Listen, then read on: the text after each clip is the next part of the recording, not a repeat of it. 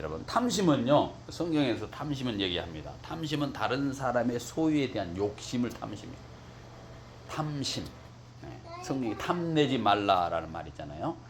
헬라어로는 더 움켜진다. 그런 표현입니다. 더 움켜진다. 탐심은 모든 인간이 가지고 있는, 누구나 가지고 있는 그러한 죄악된 마음이 이미 탐심입니다. 한 사람도 탐심이 없는 사람은 없어요. 다 있습니다. 아무리 부자도, 아무리 가난한 사람도, 아무리 나쁜 사람도, 아무리 착한 사람도 전부 다 탐심이 있습니다. 그것을 감추고 살아가고 있는 거예요. 오늘 본문에는 탐심의 문제를 발생시키는 그러한 사건이 벌어지고 있는 것을 보게 됩니다. 예수님이 이 탐심의 문제에 대해서 가르쳐 주시는 한 가지 비유를 드셨어요. 이 비유가 소위 무슨 비유냐? 어리석은 부자에 대한 비유죠. 어리석은 부자. 이 비유를 통해서 탐심이 무엇인지, 우리가 어떻게 이 탐심을 물리쳐야 되는지, 그 해결책이 무엇인지를 오늘 우리에게 제시해 주고 있다라는 것이죠. 여러분, 탐심은요, 오늘 1절부터 오늘 13절, 15절의 그 내용을 쭉 보면은요, 예수님 당시에 예수님이 얼마나 인기가 많은지 모릅니다. 대단한 인기를 몰고 다니셨습니다. 그러니까 12장 1절, 우리가 읽지 않았습니다만 12장 1절 이하를 쭉 보면은요, 수많은 그 예수님이 활동하는 동안에 수많은 사람들이, 성경에는 수만 명이 모여서 밟힐 정도로 사람이 많았다. 수만 명. 어느 인기인 BTX가 수만 명이 한꺼번에 몰아다니지 않잖아요. 수만 명이 예수님 앞으로 모여들어서 밟힐 만큼 되었다. 성경이 그렇게 기록하고 있습니다. 이 무리 중에 예수님에 대해서 예수님 앞으로 나와서 한 가지 요청을 하는 사람이 있었습니다. 그 수많은 사람 중에 그 무리를 뚫고 와가지고, 선생님, 내가 한 가지 소원이 있습니다. 내 형에게 명해서 유산을 나와 나누게 해 주십시오. 이렇게 말을 하는 거예요. 13절에. 이 사람에는 형이 있었습니다. 근데 이 형이, 부모가 갑자기 돌아가셔서 세상을 떴습니다. 세상을 떴는데 각자에게 돌아갈 유산이 있지 않겠습니까? 그런데 유산을 동생이 받지 못하게 형이 다 꼴딱 먹어버린 거예요. 다 가져가 버린 거예요. 이 문제에 대해서 우리 형이 내 유산을 가로챘습니다. 그것에 대해서 화난 이 동생이 자기의 문제를 좀 해결해 달라고 예수님께 와가지고 이렇게 말씀을 하고 부탁을 드리는 겁니다. 구약에 보면은 모세 율법에 의하면은 재산을 분할을 할 때에 장남에게는 몇 배? 2배를 주겠다. 모든 재산에 나눌 때 그 장남에게는 2배. 그러니까 예를 들어서 9명의 식구가 있다. 그러면은 10개로 딱 나누는 거예요. 10개로. 10개로 딱 나눠가지고 장남에게는 2몫을 주는 거예요. 다른 사람에게는 다 한 몫씩 주고, 장남에게는 2몫을 주고. 10개를 나눠가지고 9명이 나눠가지고 딱 맞죠. 큰아들은 2개를 가져야 되니까. 그러니까 지금 이 사람은 형이 자기 몫까지 전부 다 가로챘기 때문에 지금 화가 나 있는 거야.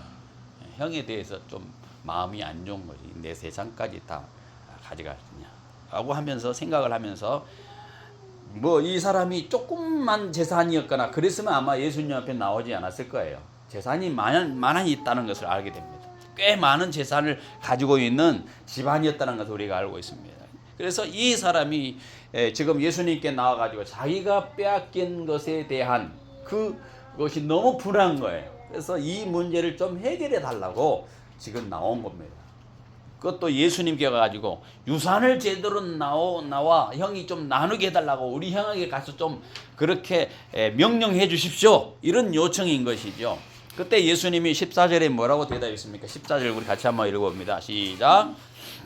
14절 시작.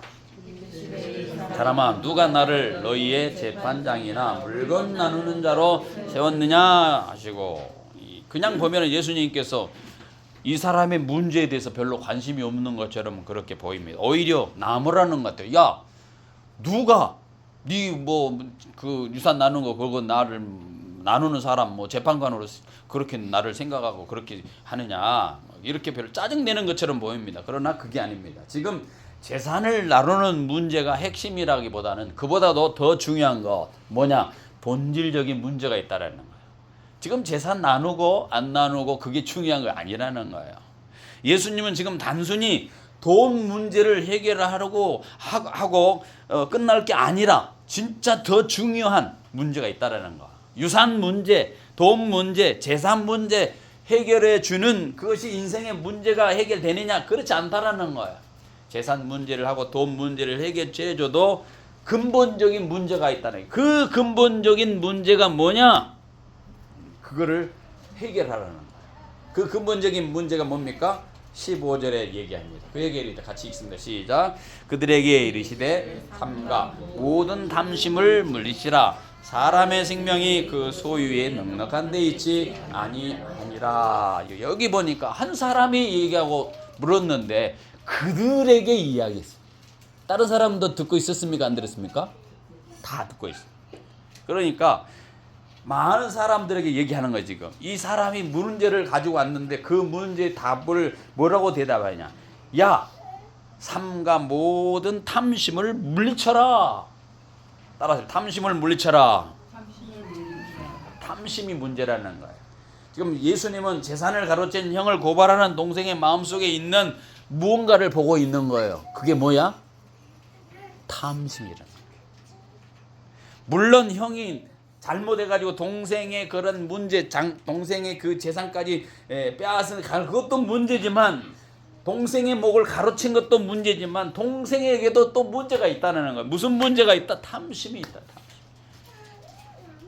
빼앗겨서 억울해하는 동생의 마음속에 형 못지않게 탐심이 자리 잡고 있다는 사실을 보여줘요. 그래서 많은 사람들이 있는 데서 그들에게 이르시되 삼가 모든 탐심 물리치라 이렇게 말씀을 했다라는 겁니다. 지금 동생이 자기에게 돌아올 유산의 몫까지 형에게 빼앗겼다는 그 말을 들은 형도 굉장히 나쁜 사람이지만 지금 그렇게 자기의 모든 재산을 빼앗을 정도로 작업을 해가지고 다 동생의 그 재산을 빼앗긴 그 형도 탐심이 가지고 있는 것이 문제고, 그 형의 문제로 말미암아 지금 마음속에 끙끙 앓고 있으면서 지금 괴로워하고 있는 것도 지금 무슨 문제다? 동생의 탐심의 문제다. 사람에게는 있고 없고 가지고 안 가지고에 따라 다르지 않게 모두가 뭐가 있다? 탐심이 있다. 그래서 삼가 모든 탐심을 물리치라 이렇게 말씀하고 있는 겁니다. 이것은 흔히 탐심이라는 건 돈 많은 사람만 가지고 있는 죄라고 생각을 할 수가 있어요. 많이 돈 많은 사람. 그렇지만 그렇지 않다라는 거예요. 부자를 비판하고 부자가 나쁘고 부자는 돈 많이 가지고 저들이 저렇게 나쁜 짓을 해서 가졌을 것이다 라고 생각을 하지만, 그러나 그 마음, 그렇게 비판하는 그 마음 속에서도 역시 마찬가지로 가난한 사람 마음에도 탐심이 있다라는 것을 알게 됩니다. 그래서 삼가 모든 탐심을 물리치라 하면서 뭐라고 대답을 하냐 또 더 붙였냐면은 사람의 생명이 그 소유에 넉넉한 것에 있지 아니하다. 소유에 넉넉한 것에 사람의 생명이 있지 않다라는 거예요. 기억하세요? 사람이 소유에 넉넉하기 때문에 그 사람이 행복하고 그 사람이 그것이 생명이 있고 그 사람이 기쁨이 있고 그건 아니라는 거예요. 꼭 그렇지만 않다라는 거예요. 여러분 재산이 차고 넘쳐도 사람의 생명은 재산에 달린 게 아니에요. 재산이 많다고 해서 그 사람이 꼭 행복한 것은 아닙니다. 우리는 꼭 그렇게 착각을 하죠. 그렇죠? 재산이 많으면 행복할 것 같다 그랬죠. 그러잖아요. 여러분 사람이 돈으로 생명을 살 수 있습니까? 살 수 있어요, 없어요? 물론 돈 많은 사람은 남들보다 의료 혜택을 받아가지고 또 생명을 더 연장시킬 수는 있어요. 그렇죠?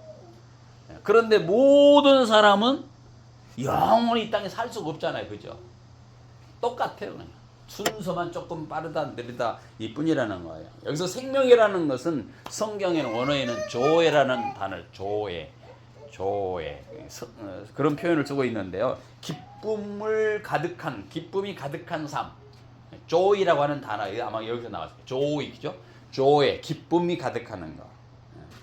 질적인 삶이에요. 그냥 오랫동안 여기서 뭐 먹고 살고 그것을 누리는 그것이 아니고 소유의 넉넉한 것이 있다고 해서 그 사람이 생명이 있다 그렇게 말할 수 없다는 거예요. 그 사람이 영원히 영생을 누린다 그렇게 보장하지 못한다라는 거예요. 그러니까 영혼을 누리는 것, 영생을 누리는 것은 소유의 넉넉한 것에 달려 있는 것은 아니다라는 거예요. 예수님이 지적하는 것은 돈이 많다고 해서 사람이 질적으로 행복한 것이 아니다. 영원히 살 수 있는 것은 아니다. 이렇게 지금 말씀하고 있는 것입니다. 예수님의 말씀의 핵심이 바로 행복이라는 것은 단순히 소유의 많은 것에 있지 아니하다라는 거예요. 그러면서 비유로 말한 것이 한 가지 비유를 말씀하신 거예요. 이 무슨 비유? 어리석은 부자에 대한 비유를 말씀하신 것입니다. 이 어리석은 부자, 이 사람은 물질 만능주의가 되어가는 이 시대에 우리에게 참 굉장히 큰 교훈을 주고 있는 사람입니다. 점점 이 시대가 물질 만능주의 시대로 살아가고 있잖아요. 그죠? 이 시대를 살아가는 우리에게 중요한 메시지가 뭐냐? 어리석은 부자의 비유. 이 어리석은 부자가 되지 말라. 우리 아까 저 제목처럼 헛똑똑이 그런 사람으로 살아가지 말라는, 헛똑똑이 부자 그렇게 하지 말라는 겁니다. 신문이나 뉴스를 보면은요, 매일 우리가 접하는 게 있습니다. 빠지지 않게 접하는 게 뭐냐? 그래서 바로 돈에 대한 뉴스죠. 주식이 올라갔다, 주식 시장은 어떻다, 환율이 어떻다, 비트코인 가격이 올라갔다 내려갔다, 지금 집을 사야 되냐 말아야 되느냐, 뭐 여러 가지 뭐 전문가를 모셔놓고 얘기를 하고 의견을 듣고 전부 다 매스컴을 통해서 뭐가 나타납니까? 이 자본주의 세상에서는 돈에 대한 얘기야. 돈에 대한 얘기가 끝이 없습니다. 지금 돈 자체가 잘못이라는 이야기가 아니에요. 돈 자체가 나쁜 것이라고 말하는 거 아닙니다. 돈을 더 가지고 싶어하는 탐심, 탐욕이 문제라는 거예요. 돈이 나쁘다는 거 아닙니다. 돈만 더 많이 추구하고 돈이 전부라고 생각하는 그 탐심, 그 탐욕이 나쁜 것이라는 거예요. 이게 문제라는 거예요. 그 돈이 전부라고 여기고 살아가는 그 사람은 어느 날 여기 부자처럼 갑자기 삶이 무너지는 날이 있다라는 거야. 야, 너 죽으면 네 오늘 생명이 끝나면 네 가지고 있는 건 누구 것이 되겠냐? 그 말은 뭐냐면 너 어느 날 죽음 앞에서 모든 거 손 놓고 가야 될 것이 있다라고 하는 예수님의 경고의 메시지가 있지 않겠습니까? 이 비유에 부자는 막 아니다, 오랫동안 살 것이다, 막 그렇게 표현하잖아요. 그렇지만은 예수님은 그래 아니에요. 어느 날 넌 무너진다, 경고하고 있는 것입니다. 경고하고 있는 거예요. 아무리 성공해도 갑자기 무너질 수 있습니다. 아무리 많이 가졌어도 갑자기 떠날 수가 있습니다. 여기 있는 중에 200년, 300년 살 사람 하나도 없어요. 200년, 300년 살고 싶죠? 어느 누구도 그렇게 살 수가 없습니다. 50년만 더 살아도 좋겠다. 50년만 더 살아도 좋겠다. 50년만 살아도 할렐루야인데. 30년만 30년만 더 살아도 감사해요. 그렇죠. 예수님은 이 비유를 통해서 탐심의 문제가 무엇인가 가르치고 있습니다. 어떻게 하면 우리가 이 탐심에서 벗어날 수 있을까? 이 욕심, 끝없는 인간 잘못된 자기 이기주의에서 벗어날 수 있는가를 오늘 본문에서 우리에게 교훈해 주고 있습니다. 첫 번째 뭐냐? 탐심의 특징은 여러분요. 탐심의 특징이 있습니다. 탐심의 특징은 첫 번째로 이기적이라는, 이기적. 여러분 생각해 보세요. 탐심은 이기심을 키우는 제약이에요. 이기심. 그래서 이기심에 대해서 탐심은 이기심을 더 큰 죄악이라고 성경을 얘기합니다. 오늘 예수님께서 말씀한 이 어리석은 부자의 비유 속에서도 나타나죠. 쭉 보면은요, 막 내 영혼아, 너 여러 해 쓸 물건을 쌓아두었으니 평안히 쉬고 먹고 마시고 즐기자. 여기 보면은 여러 가지 말 있지만은 여기 보면은 자기 스스로에게 얘기를 해. 다른 사람은 얘기 안 해. 지금 자기 스스로에게 말을 하고 있습니다. 심중에 얘기하고 있습니다. 혼자 지금 생각하고 있는 거야. 이게 무슨 생각이냐? 의도적으로 다른 사람은 얘기 안 하려고 자기 스스로만 혼자서 얘기하는, 혼자 나는 이렇게 하겠다, 혼자 이렇게 살아서 이렇게 모아서 이렇게 불을 늘려서 이렇게 해야지 라고 하는 거야. 이게 문제라는 거예요. 세상에 혼자 사는 거 아니잖아요. 여러 사람이 사는 거예요. 교회 공동체도 마찬가지. 교회 공동체 와가지고 내 혼자만 있어도 된다, 이거는 하는 것은 교회가 아닙니다. 교회 공동체를 이루는 것은 혼자가 아니에요. 같이 함께입니다. 함께. 예. 고대 사회에서 1세기 이스라엘의 고대 사회에서 혼자 살아간다라고 하는 것은 굉장히 불행한 겁니다. 혼자 살 수 없는 시대예요. 내용을 보면 특히 그가 다른 사람과 이야기를 나누지 못했습니다. 이 부자는 의도적으로 자기 혼자 생각하고 자기 혼자 자기에게 암시를 하고 이렇게 살아갑니다. 그래서 성경에 보면 17절, 18절, 19절에 다 뭐라고 표현했냐면요. 17절에 내가 곡식을 쌓아둘 곳이 없으니 나는 어찌할까? 여기 다 표현. 나는. 18절은 내가 내 곳간에 내 모든 곡식과 물건. 19절에 내가 내 영혼에게 다 나여 나. 자기라고 자기. 이처럼 부자는 하는 말마다 나를 강조해서 나. 야, 너희들은 괜찮아요. 나는 어때고 나는 나에게 집중시키는 이게 이기점이에요. 자기밖에 모르는 사람. 신앙생활을 합니다. 자기밖에 모르는 사람 보면 제일 나쁜 사람. 예수 믿는 사람 중에도 아주 다 단체 중에서 보면 이기주의적인 사람이 있어. 자기밖에 모르는 사람이 있어. 이거는 참 어려운 신자예요. 어려운 신자. 참 문제가 많은 사람입니다. 복음을 역행하는 신자예요. 많은 사람들이 자기를 위해서 살아가는 너무 당연합니다. 그러나 누구나 그렇게 삽니까? 어떤 사람은 자기를 위해서 살아간 것 같지만은 자기만을 위해 살아가는 사람이 있는 사람이에요. 우리는 다 자기를 위해 살아가요. 그런데 다른 사람도 위해 살잖아요. 근데 어떤 사람은 자기만을 위해 살아가는 거예요. 이게 문제예요. 자기만을 위해는 거. 이게 잘못되는 거예요. 하나님을 모르는 사람은요, 자기만 생각하면 살아갈 수 있어요. 자기만을 위해 삽니다. 자기와 자기 가족밖에 모릅니다. 그래서 그 자기만 위해 살다가 자기 가족만 위해 살다가 그런데 갈등이 나면은 가족끼리 싸우고 소송을 하고 살인도 하고 뭐 그러잖아요. 그게 문제라는 거예요. 자기만 위안해 사니까 자기에게 조금 거슬리는 거 못 견디는 거예요. 형제고 뭐고 부모고 자식이고 없는 거예요. 그냥 죽이고 그러는 겁니다. 근데 하나님을 믿는다는 사람이 자기밖에 모른다면 이건 잘못된 일이라는 거예요. 이 세상에 왜 이렇게 문제가 많느냐? 자기만을 위한 문제가 생겨요. 자기만. 여기 부자도 오직 자기만을 위한 인생을 살아가는 거예요. 자기만을 위해 살면 이익이 되고 좋을 것 같은데 사실은 인생을 망치고 마는 거예요. 그죠? 많이 모았다고 해서 많이 모아지는 거 아니에요. 성경에 보면. 여러분 아침에 일어나고 일찍 한다고 해서 꼭 그 사람이 1등 하지는 않아요. 성경의 원리가 그렇습니다. 여러분 자기만 위해 살면 그 탐심의 늪에 빠지면 탐심의 지배를 하기 때문에 그 탐심의 지배를 받으면 자기가 그 탐심으로 행동하는지 잘 몰라. 그러면서 자기만 위해 살아가는 거예요. 자기는요 자기 인생의 주인이 자기라고 생각을 해요.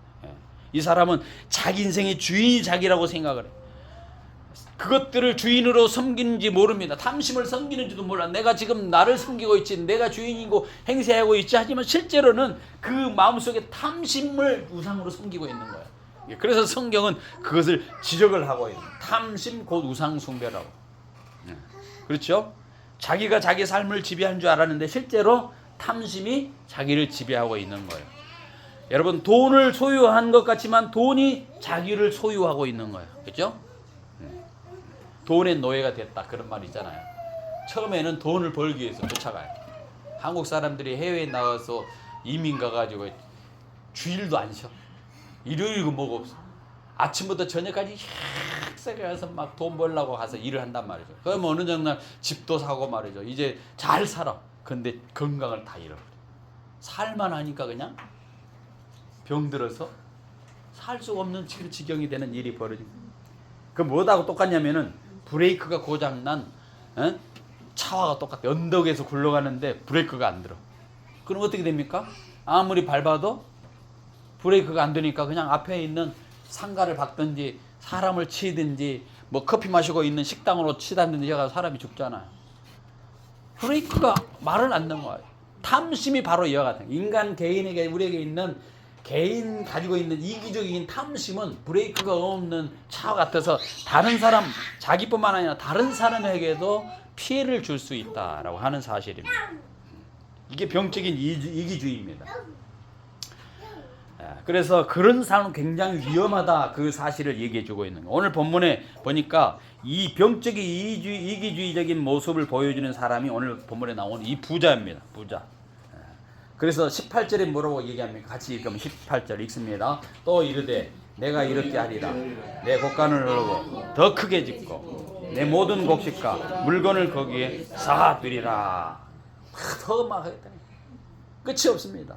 미국의 유명한 부자인 존 록펠러가 이런 말을 했습니다. 인터뷰할 때 기자가 그렇게 말을 했습니다. 당신은 얼마나 돈을 모아야 충분히 돈을 벌었다고 생각할 것 같습니까? 이렇게 물어보니까 이 사람이 뭐라고 대답했느냐면은 just a little bit more 이렇게 했어요.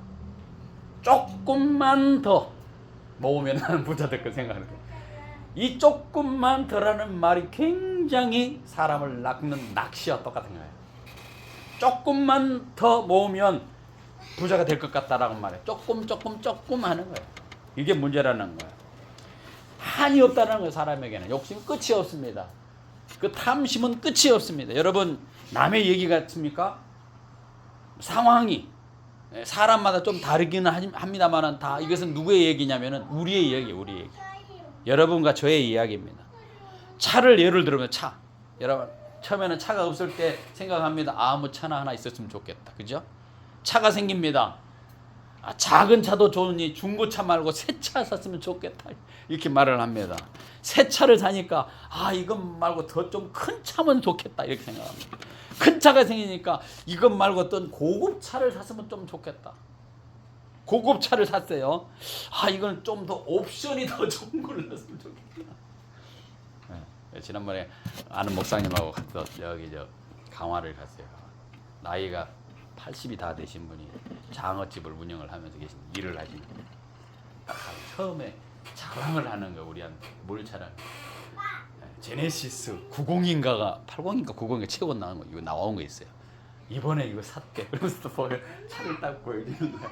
나이가 80이 된 분이 그걸 자랑을 하는 거야. 이번에 뽑았다고 최고를 뽑았대. 뭐 1억 6천만 원인가 얼마인가 줬대. 그러면서 자기 자신에 대해서 이제 최고 좋은 걸 또 옵션도 풀 옵션이었대. 그래서 내가 이런 나이가 있어도 욕심 끝이 없구나. 그렇게 생각이 딱 들더라고요 그때. 우리 사람이 처음에 집이 없을 때 집 방 한 칸이라도 있으면 좋겠다. 방 한 칸짜리 딱 들어가면 조금 있으면 무슨 생각이 들냐면은 옷방이 하나 필요한데 방 2개짜리가 좀 있으면 얼마나 좋을까 생각.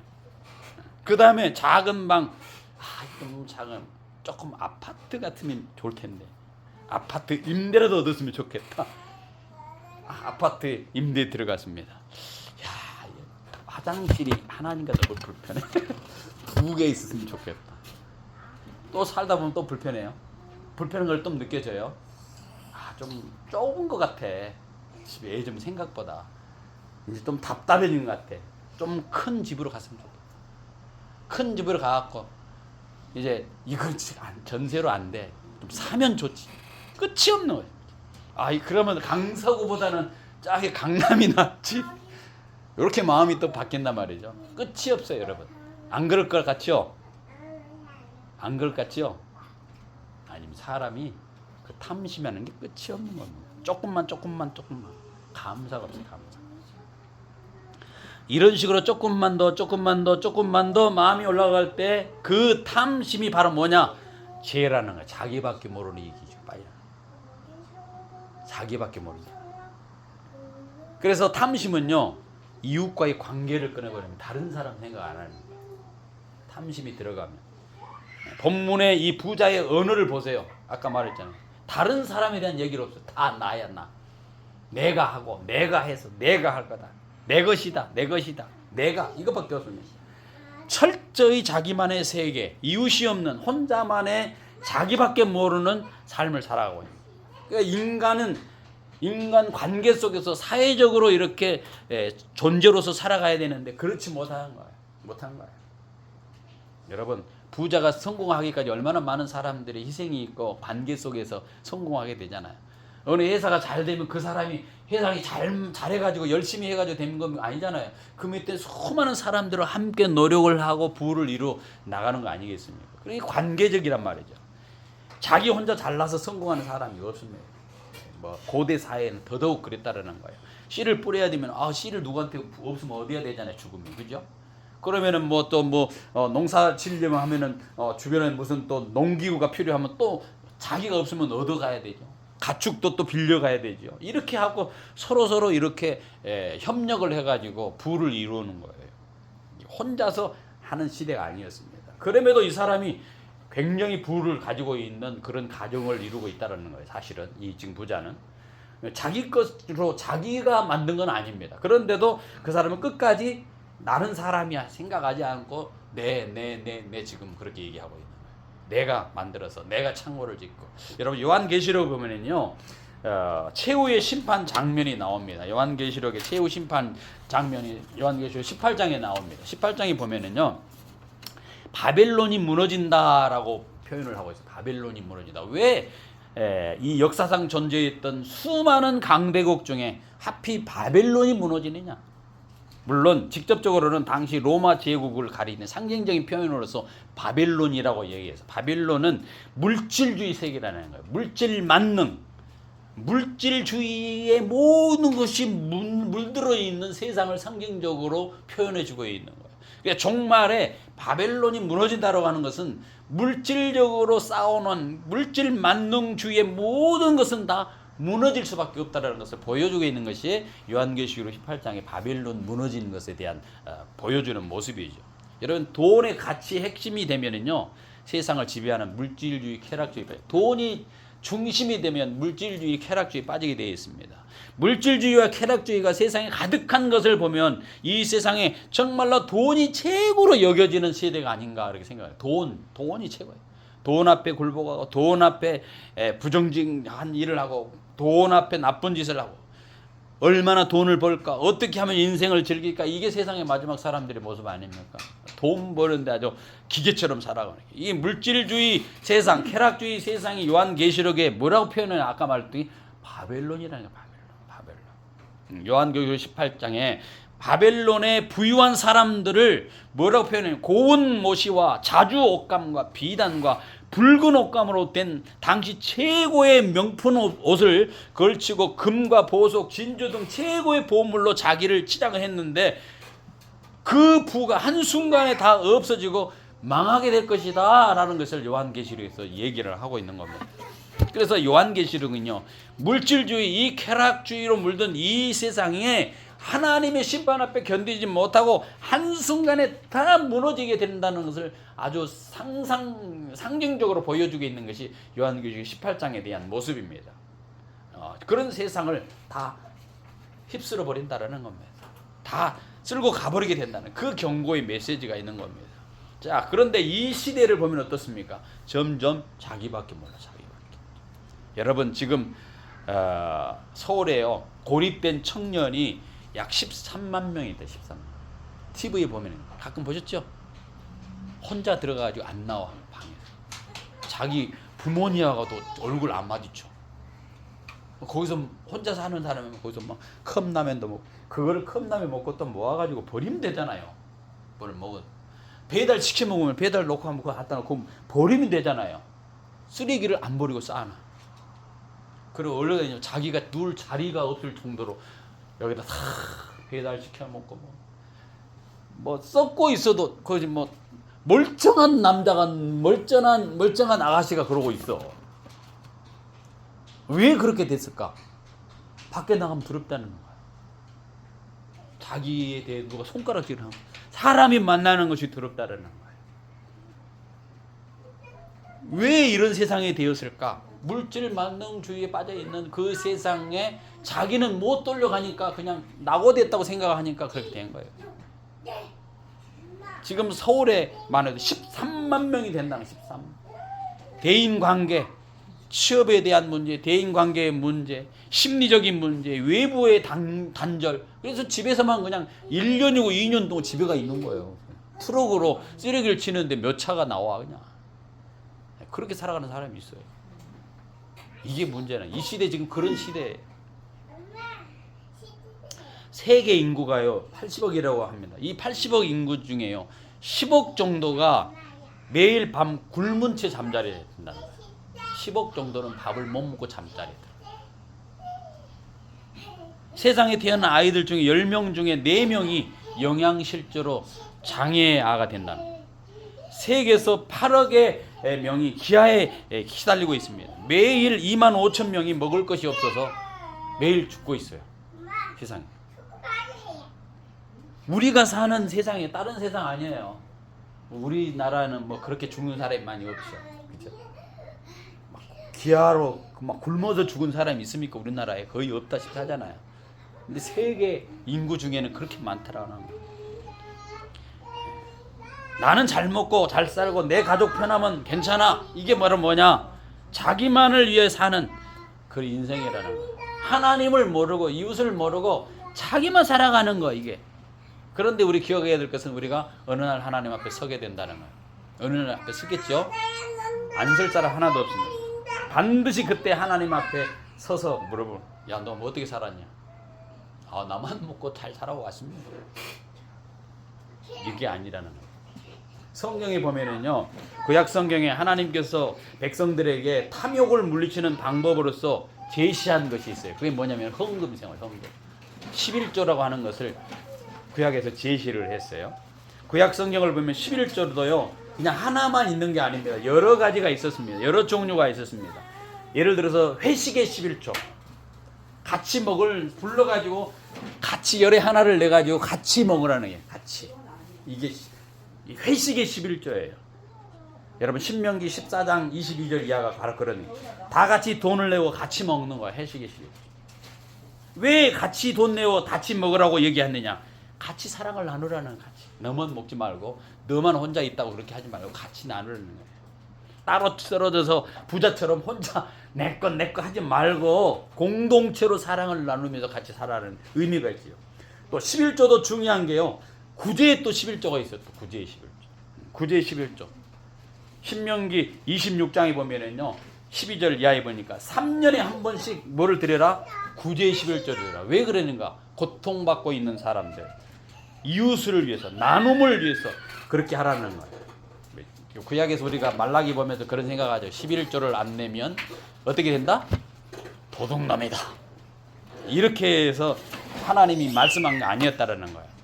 하나님을 향한 믿음, 하나님을 사랑하고 있는가? 그것이 표현을 어떻게 했느냐? 이웃을 사랑하는 것으로, 이웃에게 나누는 것으로, 그렇게 하는 것으로서 자기도 모르는 사이에 개인주의를 떠나서 하나님과 이웃을 돌아보는 차원에서 11조의 얘기가 나온 것이지 그거 안 하면 도둑질이 하는데 이렇게 한 차원 아니라는 겁니다. 여러분 탐심은요. 하나님이 자기 삶의 주인인 것을 잃어버리는 사람이에요. 모습에서 나온 탐심은 하나님이 자기의 주인이라는 걸 잃어버릴 때 내가 내 인생의 주인이라고 생각할 때 탐심을 가져와요. 돈이 나쁩니까? 안 나쁩니까? 김 집사님 돈이 나쁩니까? 안 나쁩니까? 돈이 나빠요? 안 나빠요? 돈이요? 네. 좋아요. 돈이 좋죠. 성경에서 돈이 악이라고 말하지 않습니다. 뭐가 악입니까? 에? 돈을 사랑하는 것이 악이라고 그랬어요. 일만하게 뿌리라고 그랬어요. 돈이 일만하게 뿌리라 그렇게 말한 것이 아니고 돈을 사랑하는 것이 일만하게 뿌리라는 거예요. 네. 여러분 뭐 우리가 헌금 뭐 이런 헌금 저런 헌금 뭐 11조 뭐 이렇게 무조건 바치라는 것이 아니에요. 성경 얘기하 그렇게 말하는. 산상수훈에 보면 뭐라고 얘기합니까? 너희가 염려하여 무엇을 먹을까 무엇을 마실까 무엇을 입을까 하지 말라.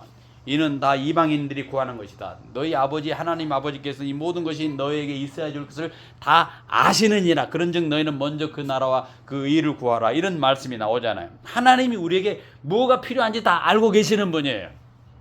다만 우리에게 거기서 요구한 것이 뭐냐? 우선권을 어디다 두고 살 것이냐. 우리에게 음식도 필요하고 먹을 것도 다 필요해요. 의복도 필요해요. 근데 그보다 더 중요한 우선권이 있다 이거예요. 나 말고 자기 이기심 말고 뭘 하나님을 섬겨라? 하나님을 섬기라는 거예요. 우상을 섬기지 말, 탐심을 섬기지 말라는 거예요. 탐심이 그래서 우상이라고 말하는 거예요. 자기 자신이 물질의 자기 자신의 물질의 주인이라고 생각하면은요, 그건 바로 그 물질을 뭘로 섬기는 거예요? 우상으로 섬기는 우상. 우선순위를 물질에다 두면요, 그 물질이 우상이라니까요. 우선순위를 누구에게 둬라? 하나님께. 탐심의 노예가 되는 순간 주인이 누구인 걸 잊어버리는 거예요. 탐심이 딱 그 속에 들어가면, 마음이 들어가면 주인이 이것이 누구 건지 몰라. 자기 거라고 생각해. 그럼 계속해서 눈이 어두워지니까 계속해서 자기 거 하다가 결국은 그것이 나중에 이 어리석은 부자같이 된다는 거죠. 내가 주인을 할 자격이 안 되는데 하나님께서 내게 맡겨놓은 것뿐인데 자기가 주인인 것처럼 행동을 해. 그게 문제라는 거야.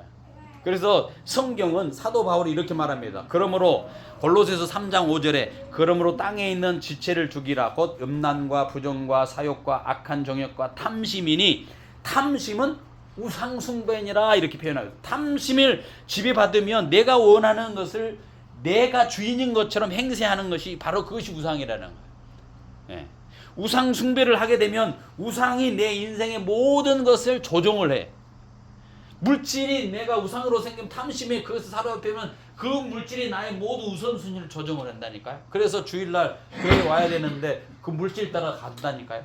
돈 따라 간다니. 그것이 그 사람의 자기라고 우상이라고 생각하는 것이 결국은.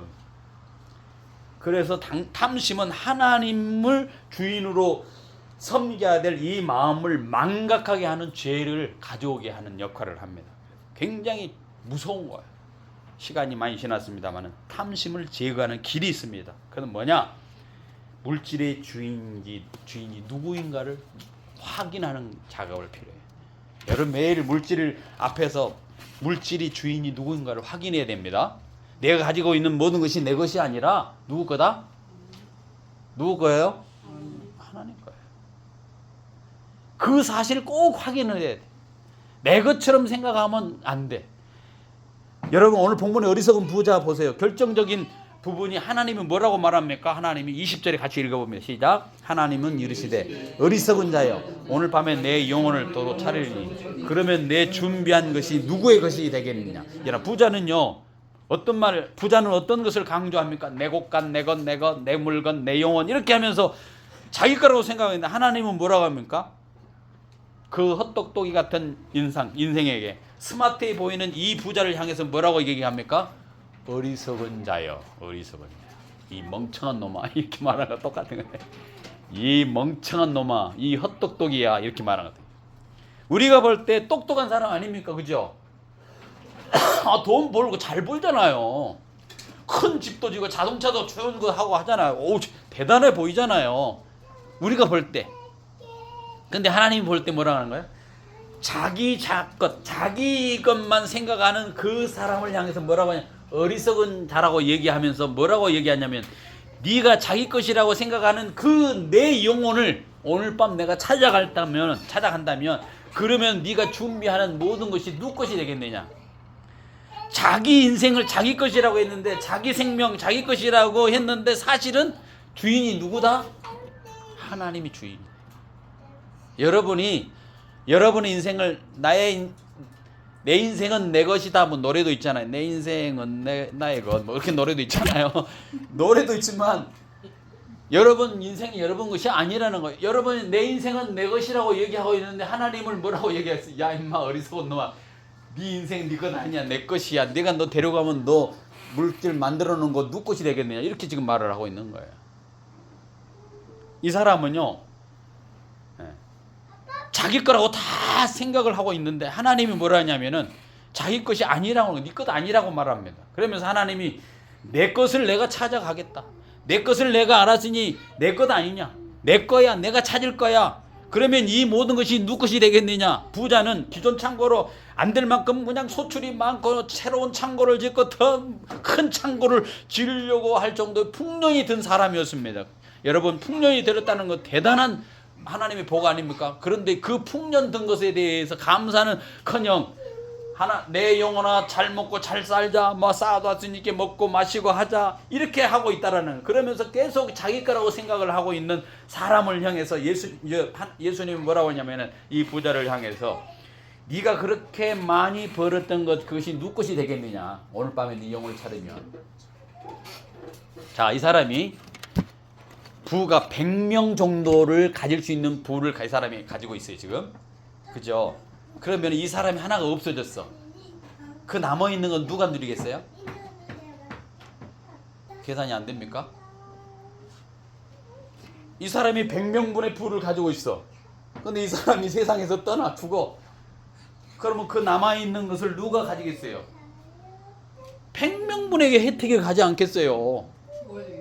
응? 네. 그러니까 지금 주님의 말씀은 그거예요. 네가 지금 가지고 막 니꺼 하는데 너 어리석은 놈이야. 너 내가 데려가면 이거 가지고 누가 그걸 누리겠어? 남아있는 100명에게 나눠주는 그런 일밖에 하는 것 아니야. 네 영혼도 그 못 챙기고 그러고 있으면서 니꺼 하는데 사실은 네 것 아니야. 그렇게 얘기하는 거예요. 여기 오늘 밤 내 영혼을 찾으리니 이것이 누구 것이 되겠느냐? 나는 네 영혼을 오늘 밤 데려갈 것이다. 너는 죽을 것이다. 너는 탐욕 때문에 죽을 것이다. 그러면 네가 남아있는 것은 누구 것이 되겠느냐? 네 거는 아무것도 없어. 이렇게 말씀하고 있는 것이죠. 예, 그런데 우리는 늘 생각합니다. 마음속에 부자가 되는 것이 꿈이라고. 예, 좋은 대학 가는 거, 좋은 직장 가는 거, 벌어서 부자가 되는 거, 자기만을 위해 쓰는 거 이렇게 생각. 그런데 그날 밤에 당장 죽으면 누구 것이겠느냐? 하나님은요 아무 때이고 우리에게 너 이제 그만 살고 가자 하면 가야 돼요. 아까 김동영 집사님 뭐 50년만 더 살고 있어요. 그 꿈이죠. 당장 가자면 가야 돼요. 우리는 집에다 맛있는 밥을 만들어 놓고 소고기를 삶아 놓고 꿀을 단지를 갖다 놔도 그건 먹어야 되는데 가자 하면 가야 돼요. 가자 하면 가야 돼요. 근데 그때 아이고 나 좀 더 기다려 주세요 이렇게 할 수가 없는 거예요. 왜냐?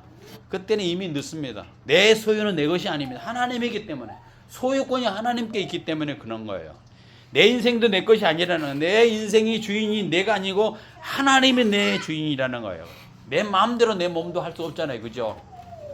내 몸인데 어느 날 머리가 하얘져. 내 마음이 원하지 않아서 하얘져. 머리가 빠지고 있어. 김동희 집사님 원하지 않지만 머리가 막 빠지잖아요. 한 모큼씩 빠졌잖아요. 네, 많이 빠졌어요.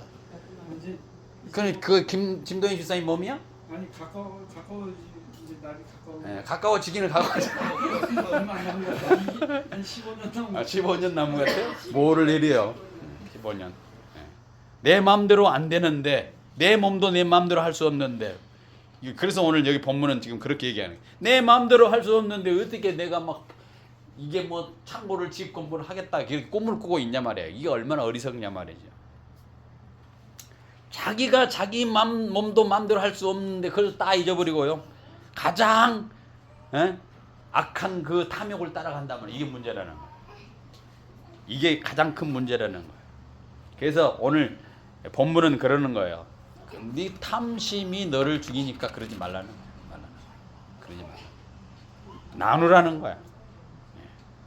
움켜쥐지만 말라는 거야. 움켜쥐고 그래서 살아가는 인생이 얼마나 어리석냐는 거야. 이 땅에서 인색하게 굴면은 여러분 우리가 이 세상 사람 인색하게 굴면은요 저 하늘나라에 뭐 쌀 상이 없잖아요. 우리가 교회에서 헌금 얘기하죠. 헌금 우리가 헌금을 얘기하자면 뭐 11조를 해라 뭐 말하잖아요. 우리가 헌금을 하는 이유가 뭡니까?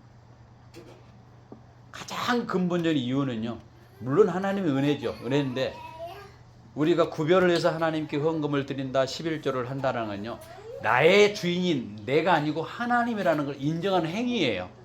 그게 가장 큰 키가 있는 거예요. 내 인생이 내 것이 아니고 하나님의 것입니다라고 하는 것을 인정하는 행위로서 소득의 열의 하나를 드리는 거고 헌금을 하는 거예요. 그래서 하나님의 마음이 닿으면 그것을 통해서 나누는 거예요. 사람들이. 그죠? 선교지도 나누고 그러죠. 이게 하나님의 마음이에요.